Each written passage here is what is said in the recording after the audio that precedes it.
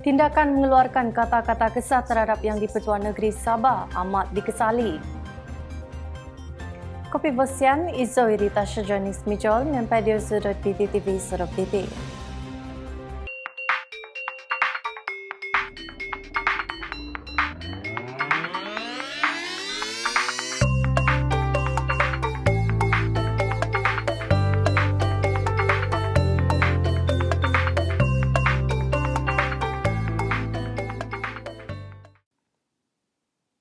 Tindakan Datuk Zulkarnain Madar mengeluarkan kata-kata kesat terhadap Yang di-Pertua Negeri Sabah Tun Johar Mahiruddin amat dikesali. Institusi Istana Negeri Sabah yang menjadi payung penyatuan rakyat Sabah dicemari dengan tindakan biadab Datuk Zulkarnain Madar yang membuat sidang akbar di Putrajaya mengutuk, menghina dan mengeluarkan pelbagai tuduhan terhadap Yang di-Pertua Sabah Tun Johar Mahiruddin.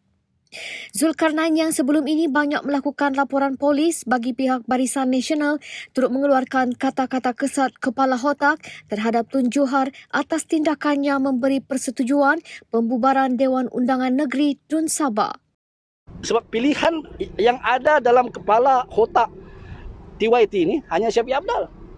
Dalam sidang akbarnya, Zulkarnain menuduh Tun Johar membubarkan Dun Sabah kerana telah menerima habuan daripada Ketua Menteri Datuk Seri Panglima Haji Muhammad Syafiee bin Haji Apdal iaitu tempoh perkhidmatan beliau sebagai Yang di-Pertua Sabah diteruskan tanpa had. Zulkarnain yang turut mengaku bertindak biadab menuduh Tun Johar memainkan peranan pembentukan kerajaan Sabah pimpinan Parti Warisan Sabah pada 2018 iaitu dengan memujuk Wakil Rakyat BN melompat parti.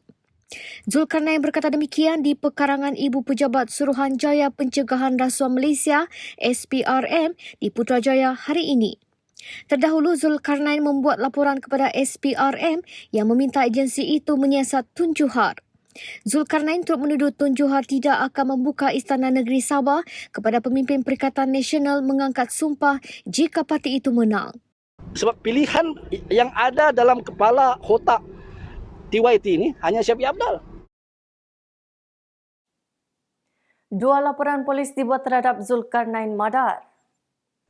Tindakan biadab Datuk Zulkarnain Madar yang mencemar nama baik Istana Negeri Sabah dengan menghina dan membuat tuduhan liar terhadap Yang di-Pertua Sabah Tun Johar Mahiruddin menimbulkan kemarahan rakyat.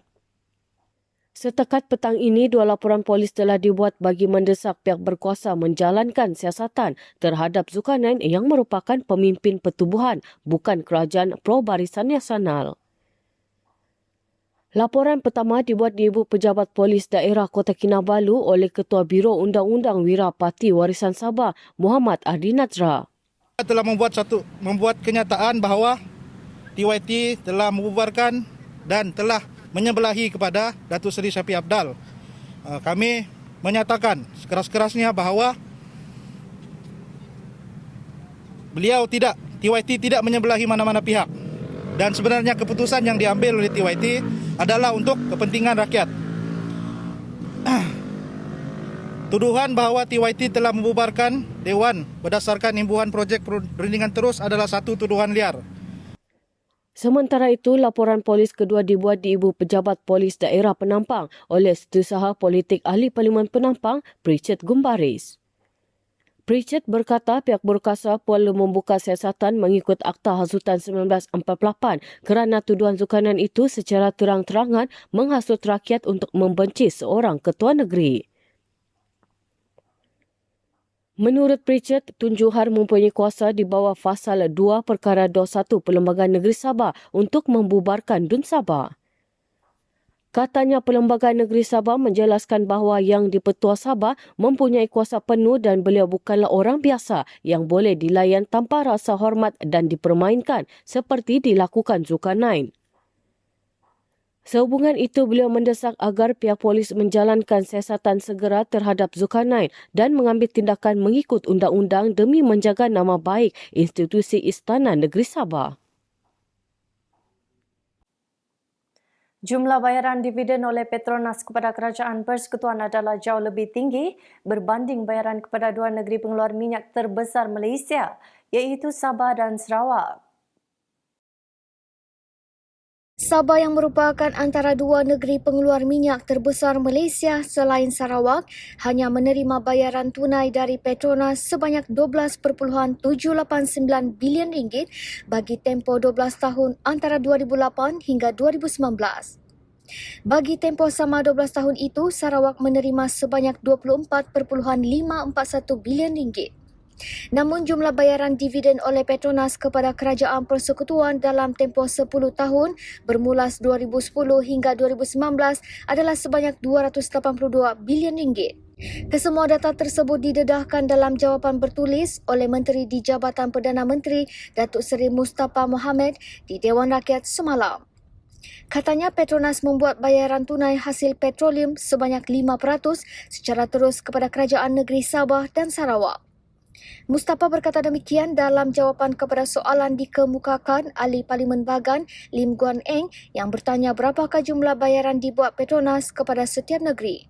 Isu bayaran tunai merupakan antara yang paling ganas di negeri ini memandangkan Kerajaan Persekutuan didakwa menganaktirikan Sabah apabila lebih mengutamakan pembangunan di Semenanjung berbanding Sabah. Berikutan itu, rakyat Sabah bangkit menuntut agar negeri ini menerima lebih banyak bayaran daripada Petronas memandangkan hasil bumi itu terletak di negeri ini.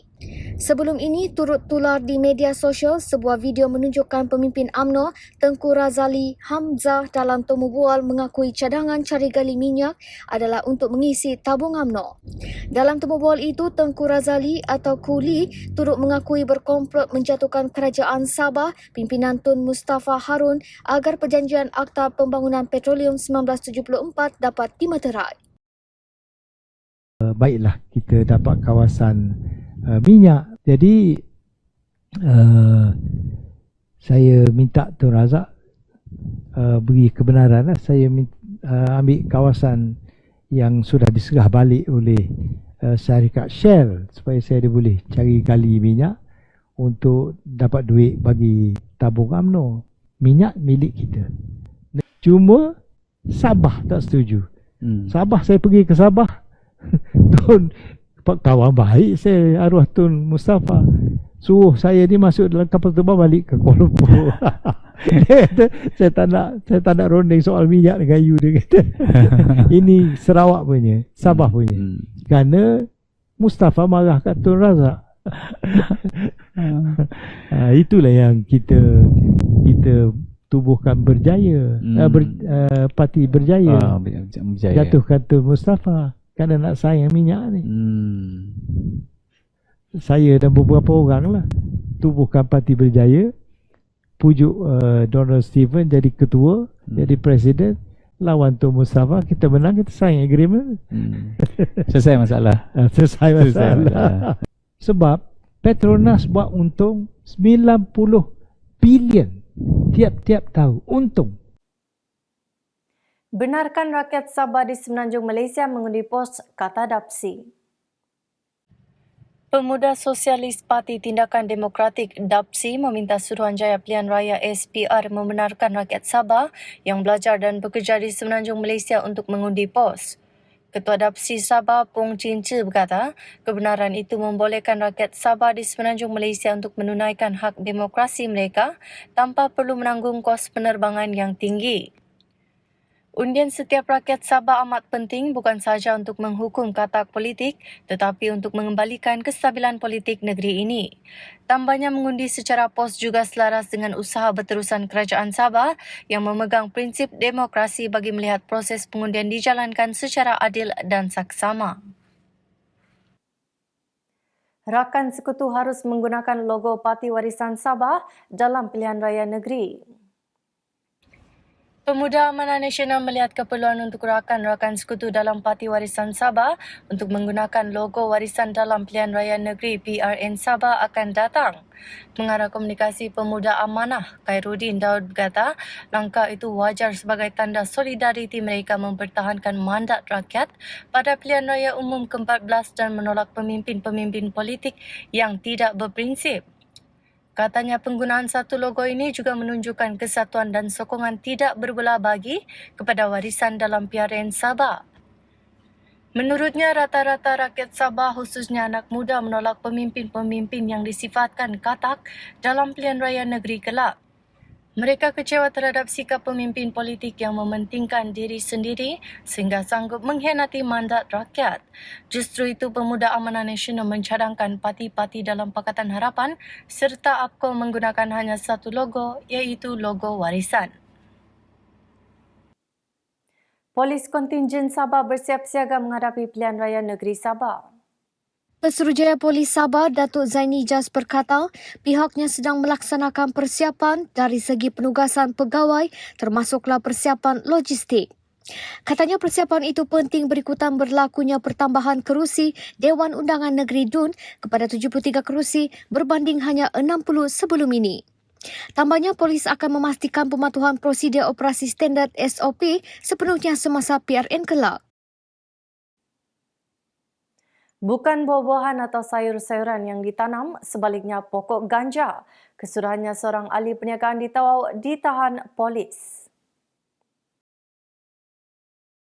Seorang ahli perniagaan ditahan kerana didapati memiliki 12 pokok ganja setinggi 138 cm hingga 212 cm yang ditanam di kediamannya di Taman Megaria Tawau semalam. Pesuruhjaya Polis Sabah Datuk Zaini Jas berkata polis turut merampas 58 butir peluru.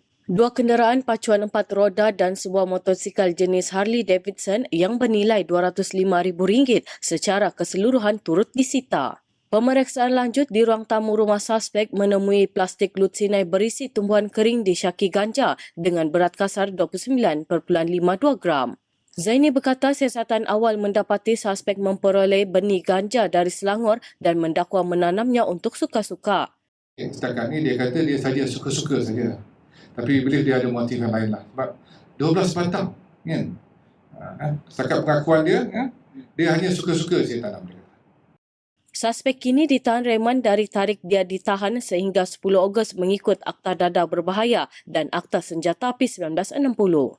Sementara itu, dalam kes berasingan, polis merampas dadah jenis syabu seberat 1 kilogram dianggarkan bernilai RM40,500 di pejabat pos di Menggatal.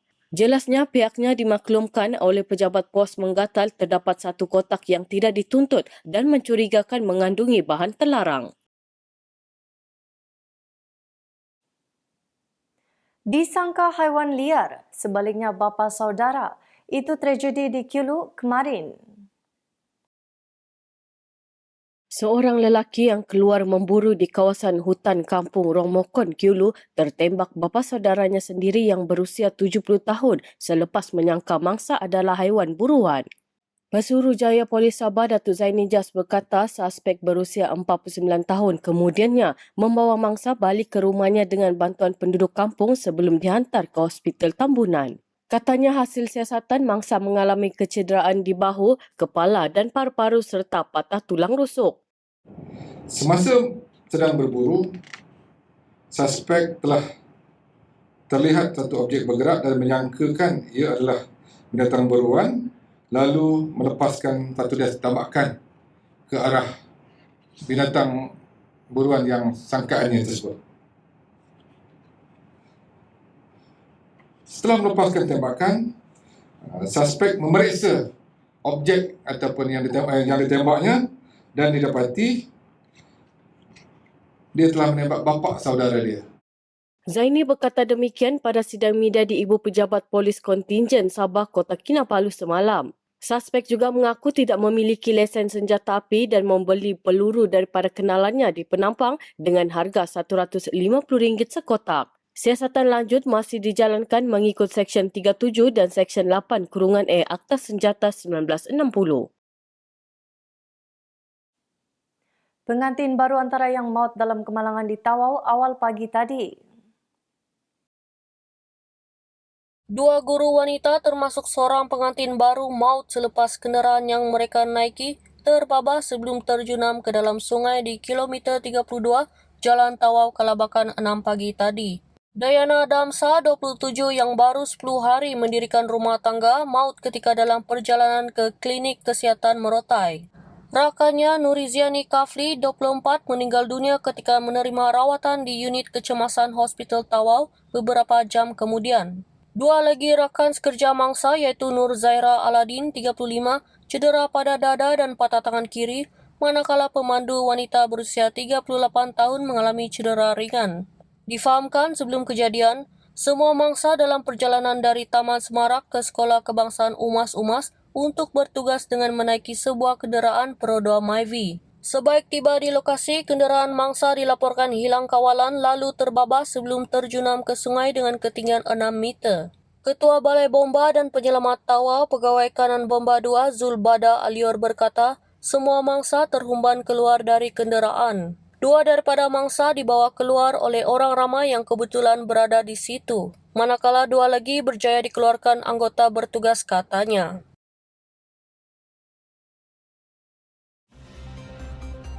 Ketuharan Misomo Toko Vago.